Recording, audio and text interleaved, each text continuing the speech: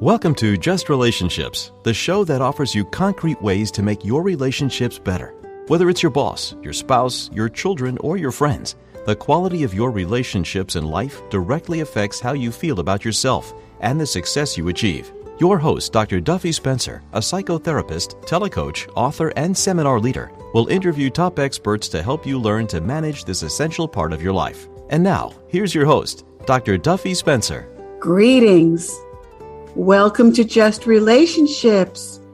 Well, if you tuned in last week, you know we are talking about friends. You gotta have friends and how important friends are in life for your health, your happiness, and even your longevity.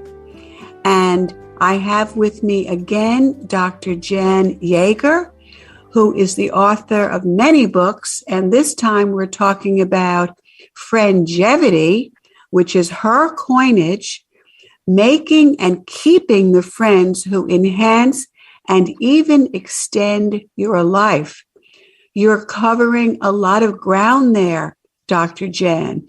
Making and keeping, right? Friends who enhance and even extend your life. So last week we were talking about the importance of friends, the fact that there are actually more singles than married folk in the U.S. today. And I know in the cities, it's something like onesies. There, other coinage are 2/3 of the population in cities. And if you don't have friends and you're not married, that's a tough way to live. We are hardwired for connection. So let me just see. To recap, we looked at the overview of putting energy into keeping friends. If we lose friends, there's often a lot of sense of failure and therefore shame. And you talked about chemistry. And there's so much that goes into such a dynamic relationship. I believe that the most important sociological principle is reciprocity. Can you talk about that, Dr. Jen? Because I am an extrovert and I initiate. Okay. I teach assertiveness classes still, and it's who I am. But the funny thing is, my friends know how busy I am, and they know that I initiate, so they often wait for me to contact them to let them know when I'm available. I've trained my friends the wrong way, and it feels so good when someone initiates something with me. I really do need to speak to them a little bit more pointedly as I'm speaking to you and our radio audience right now. Yeah. So well, that's an important point, because what I say to people when I coach and also in my writings is the two friends have to feel it's fair, but you need to get away from the tit for tat. Right. Because I've had so many of my friendship coaching clients will say to me exactly what you just said. I'm the one who always calls. I'm the one who always sends the text. I don't think it's fair. So then I'll say, well, what does your friend do for you? So then they'll say, well, whenever I call, she's there, or whenever I want to get together, there's not a problem, etc. So I think there needs, now I agree with you though, that if it bothers you, that you need to articulate, hey, can we have it a little bit more even? But it shouldn't be a checklist. I did this. Did you do that? Very good. Yeah. I mean, that's important. But also here's another interesting thing. A friend of mine who will remain unnamed. I have a couple of close friends that I enjoy giving them token birthday gifts. Yeah. And she was and still is an important friend, but it didn't work for her. Mm-hmm. And it doesn't matter why. So that's another part of it, like, is this comfortable for the two friends? There's got to be that feeling of reciprocity, equality, comfort, and it's not something that you can nail down in a specific way. You really need to, with your friends, it's got to be on a case-by-case basis. Yes. And when one has social intelligence, emotional intelligence, one can definitely do that. Read emotional cues. And when you talk about birthday gifts, I'm just thinking about the general principle of gift giving, which is cross-cultural, having to do with defining and cementing relationships. So what is the symbolism of a gift? And I also give token birthday gifts just to let you know I'm thinking of you. And this is a very special thing just for you, seeing your uniqueness. Right. And by the way, today a token gift can cost you $20 or $30. Good point. You're right. So I'm not talking about, like a pen for $5, but yes. But not, I remember when my older son was little and things were, financially tough. Oh yeah. And one of his friends from preschool, they lived in a, amazing apartment on Fifth Avenue, and the husband was extremely wealthy. And they gave my son a $50 gift for his, birthday party. And I'm like, whoa, that's going to be hard to reciprocate. You don't want that kind of reciprocity. Right. Absolutely. And what we were saying before about initiating contact, and you made such a good point about what does your friend do for you? Okay, you initiate contact.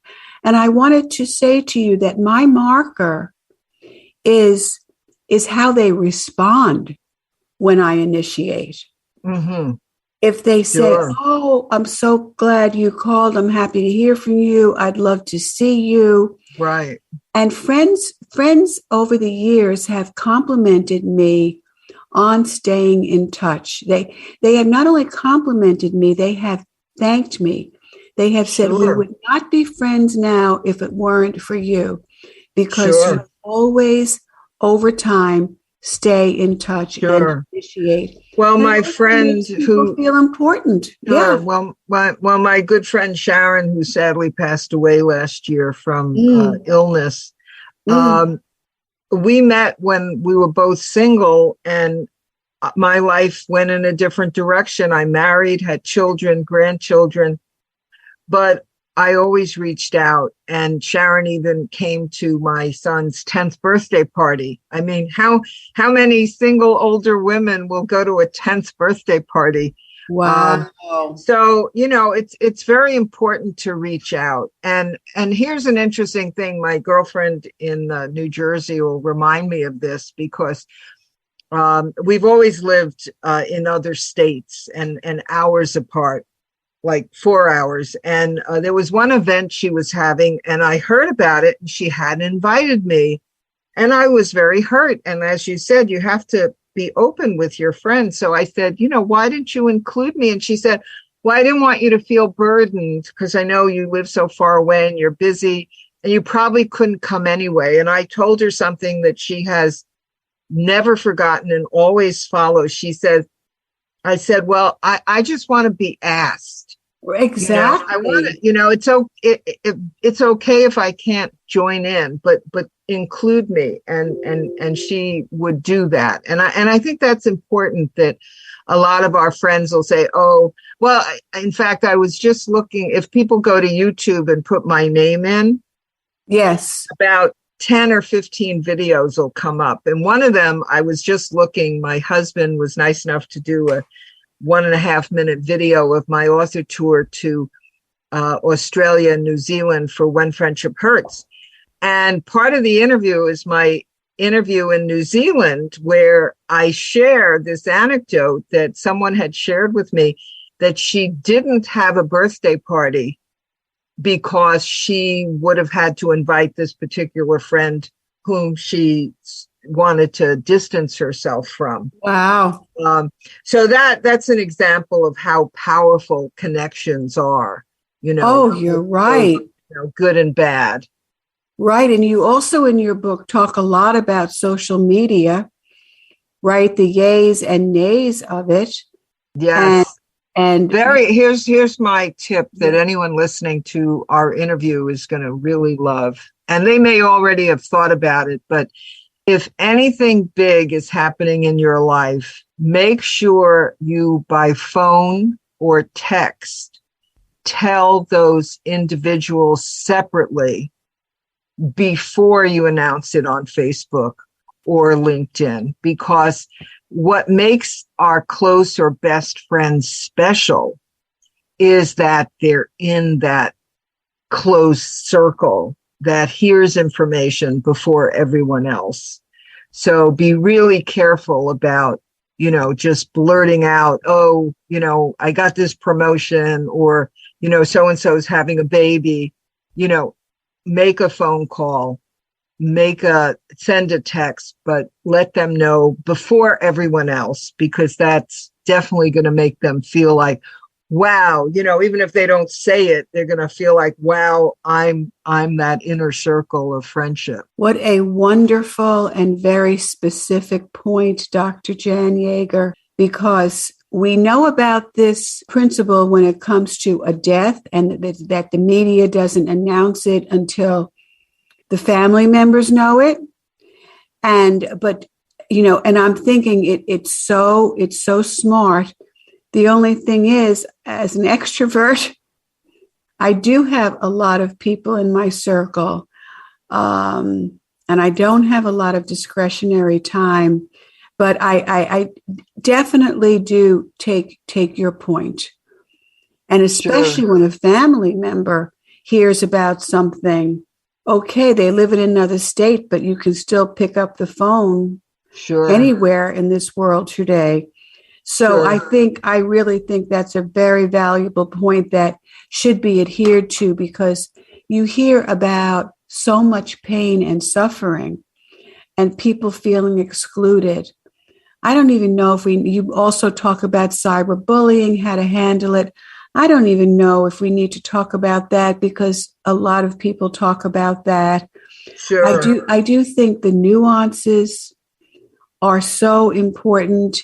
And when, how large a gathering can you have? If you have a gathering of 6 to 8, but there's a 10th, there's a friend who's just slightly outside of that invitation, and now they're hurt to read that and see that.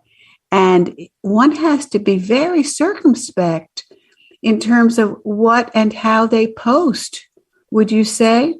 Sure. And the other tip I want to tell people is, a lot of people, believe it or not, are unaware that you can edit your Facebook post.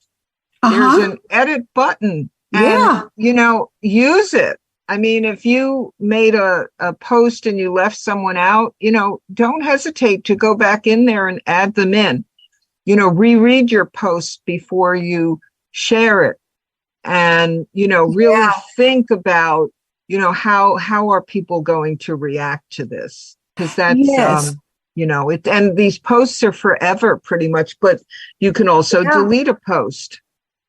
That's so important. And again, Dr. Jan Yager, it takes time. And we live in a society of busyholism. People are busyholics. And there's even a pride in being busy. Sure. It's equated with, I'm important. Oh, I'm so busy. Sure. I'm important. I'm in demand. I have such a full life. That's not always the case. People can be very busy with trivia. But I do agree with you. Take the time to reread. And the idea of speaking is a wonderful thing, the audio version. But please reread that. It's I find it insulting when people's audio messages are so poorly done and with obviously the wrong words. That can lead to misunderstandings. Well, I'm going to confess something. Yeah. I have a section that on my computer that's filled with deletes from Facebook and LinkedIn. I'll write a post, I'll read it over, I put a lot of time and effort into it, and I'll cut and paste it into my deleted from, because I made the decision, you know what, I don't really want to do that. And here's another, I just wrote about this in my memoir. I don't go into it in detail because it could be a whole essay in itself. There is a big difference between sharing and bragging. Yes, do tell. And, you know, when you reread your post, the body language to yourself when you are reading it will tell you, you know, hey, if I read this, is this a brag or is this a share? And if it's a brag, put it into your delete file, save it for another time. Can you give us an example? It's a nuance thing. I think it works better when something happened to you that you're relating, that someone shared something, or you just posted in a way that's very matter of fact. Yes, it's hard. You know, it's very hard to put your finger on it. I asked you for an example. Yeah, I asked you for an example, and I actually have one. Myself, good. Which is, I say things. I preface my text with, "I'm so delighted. I was so happy to be able to see my friend or interview my friend, Dr. Jan Yager, all these years. We've kept in touch. What a delight she is." Rather than, oh, you know, I have a friend, a famous author. Right. And let me brag that I interviewed her. Yeah.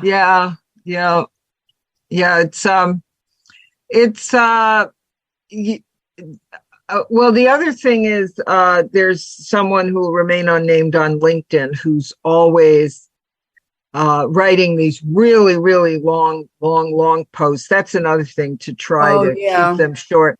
But I know what happened. There's someone who, whenever I post something on LinkedIn, that person always says something who he won't become a friend because he's not someone that is connecting to me.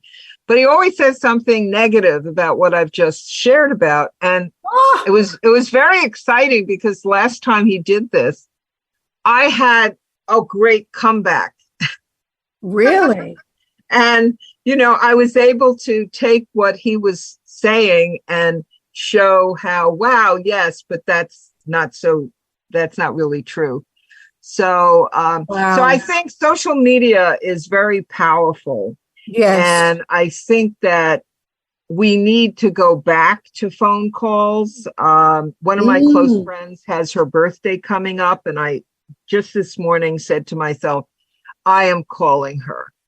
You know, I am calling her. Now, when I call, sometimes she doesn't have time to speak to me, but Dr. Duffy, I want to point out on page 24 to 25 of Friendgevity, some of the amazing things about how friendship can make a difference. Yeah. Susan Gilbert, in her New York Times article, and you can tell the point of the article just from the title, social ties reduce risk of a cold. Yep. The Mayo Clinic, how friendship can enrich your life and improve your health. Lack of a friend can actually bring dementia on. And the research is showing that having a friend can delay or even eliminate getting dementia in some cases, you know, not all. Yes. The 1979 study of Berkman and Syme found that even one friend can extend your life by 10 years. Oh, Overall, Wise et al. Dependable social relationships predict overall survival in stages 2 and 3 breast carcinoma patients. yes. And we also know that friends can help you to recover from heart attacks, as you have shared with us. Yes, it is phenomenal. And to see all that in one place. And I love how you did that for these quizzes. All of the above are true. so you can just go down the list and say, yeah, that's it. And it's a very, very good composite of the power and value of friendship. You know, I am hoping that at the end of this broadcast, people are going to go to the phone, pick up the phone, and just say to someone, I miss you. I'm thinking of you. How are you? Would love to see you. Or have a Zoom call if they're far away. And it's as you said in the last week's show, the idea that friends are viewed as extras in life when they really are essential. And the idea of a family of choice, right? My friendship network. Let me share something from my memoir that's very painful to admit about myself. I told you that one of my closest friends, Sharon, died from illness last year. And several years before her death, because I had kids and she was single and she had a lot of time, she basically just managed her stocks as her job after her parents passed away. So she said to me, because I would call her when I was loading the dishwasher or had a spare minute, and she said to me, don't call unless you have 45 minutes. Now, only after she passed, so we then went to email as our main way of connecting. And then I'd set up lunches and I'd go into the city and meet her for lunch. After she passed away last year, I reevaluated that. And I realized that most of the time our phone calls, like with my other friend, lasted 45 minutes. You know, I really wish I hadn't taken her so seriously. That's another important thing we learn about friendship. People will say things they don't mean. You know, it's like I overreacted to that mandate and took it like she was my professor saying, if you don't have your exam in on time, you know, you're going to get a bad grade.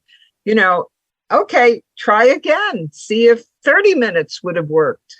So my point is that sometimes we have to cut our friends some slack and also realize that sometimes people say things that they don't mean. Wow. So just off the cuff, they're off the cuff. I just love how you put that, Dr. Jan Yager. Overreacted to that mandate. Like, here's an authority figure, right? And we're a child. And I have done that myself. I have taken someone's words and let them go to my heart and affect me rather than querying them more or wait for another time or say yes and or something like that. I am very impressed with your candor, Jan, that you can say it's hard for me to say, but I wrote it. I'm writing it in my memoir. Sure. So, so that's really, really big, Jan. And I'm able to say, because you said it, I too have overreacted to my sense that someone is giving me a mandate and I have to follow it like a little kid. Yeah. So question, and clarify and let them know how important you are to them. They are to you, rather. And say it, put words. When I teach communication skills of all variety, I always point out state your positive intention.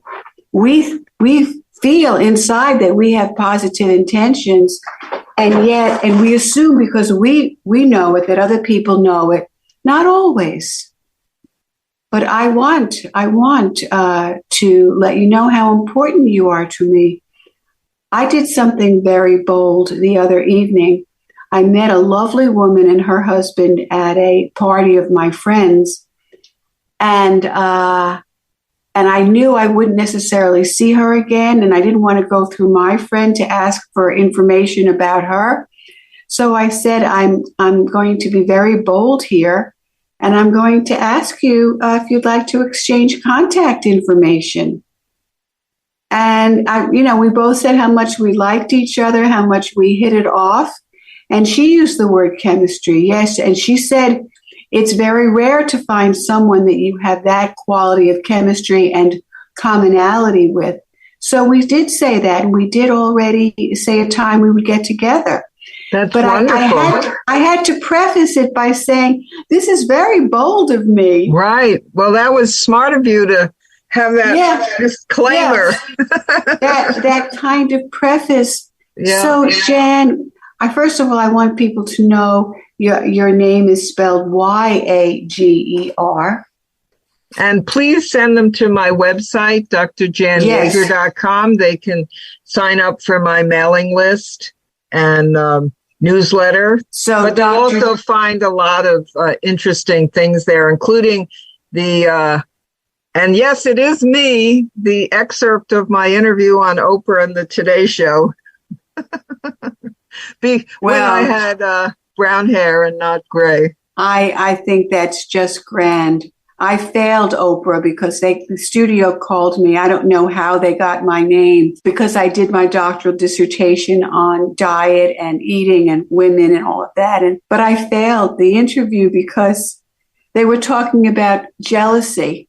If your friend loses weight, do you feel jealous and all of that? And I said, yes, it can, but you can also be happy for your friend. But that's not what they wanted to hear, So anyway, that's my claim to fame, that somehow the Oprah show called me. You learn the hard way. You learn the hard way. We have to close part 2 of Friendgevity. Can you just leave us with one sentence, something memorable? You are worthy of a positive friendship. Oh, Jan. Wow. Well, you'll have to come on Just Relationships again. I know there's another book, there are another 2 books. By the way, do you have a name for your memoir? Looking Backward, Going Forward, subtitled Reflections on a Writer's Life. Oh, beautiful. You're too much. You're wonderful. You're not too much. You're just perfect. Just right size. So goodbye, Dr. Jan Yager, drjanyager.com to get her great information, newsletter, etc.